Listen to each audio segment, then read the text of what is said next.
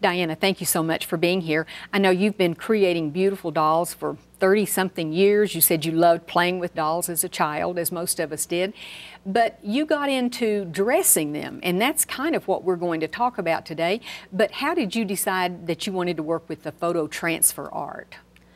I just like trying different things with the doll costumes. It makes it more fun for people who make the dolls. We do molds for the hobbyists, and I wanted to create something that girls could do as well, you know, something simple.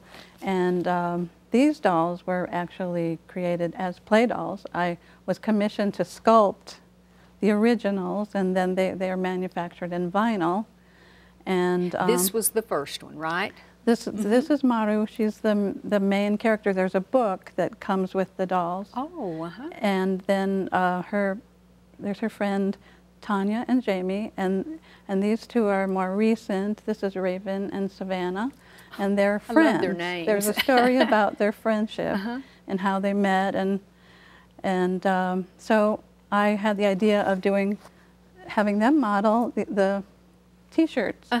And like this one has this Friends Forever, which they all do, but you can see the different designs. They're autographed. I drew the designs on the transfer paper. I found this transfer paper that was really soft and delicate. So and we'll it would show be perfect that in just for a the minute. dolls, you know, because and this dolls one are has small. a different design. Right. So all their friends designed, and signed them. And they sign. You can sign when you iron that on. It makes the fabric just a little bit smoother, so that you can write on it or color on it or whatever. So I always imagine these stories about the dolls. You know, they're little girls, and there's this fad going on, and they all want to wear these. And that's what the teenagers are doing, and the tweens as well. Yeah. Okay, let's talk about this paper that you said you found that really works wonders. This is what the paper looks like, and if you want to, you can create a design in the computer and print it onto the white side of the paper, or if you want to, you can actually, if you have a marker that's got the right kind of a soft tip on it, you can actually draw right on the paper. These designs were drawn right on the paper. If and you of course, when it's words, you got to do it in the mirror image. Right, and what I would do if it was words is I would draw it on the blue side. Perfect. And then use a window or a light box to outline it from the other side.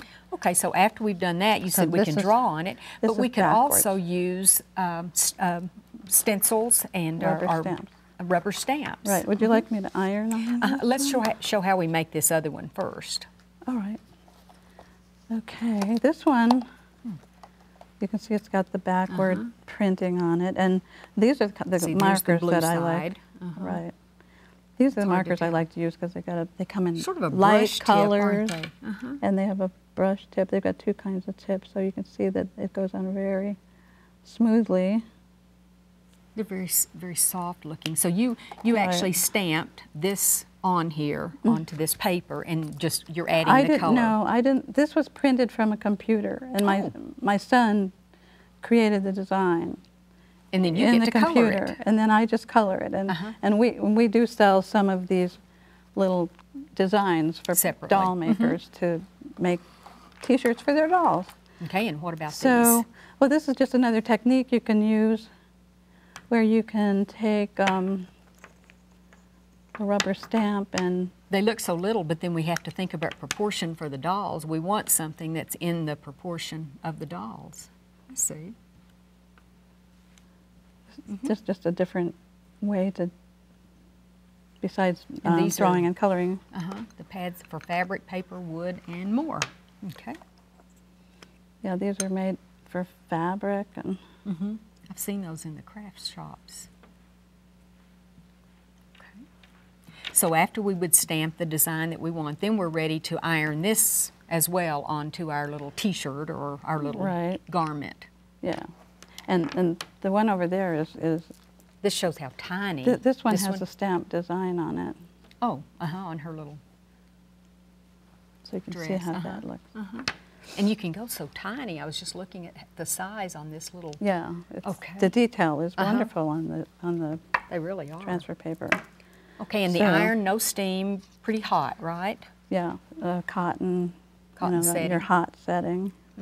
That's the little garment. And you place it face down. And you're going to add a dragonfly, some flowers, and a butterfly. Get it the correct way it needs to Maybe go. I better do this one first and see how that goes. And you don't.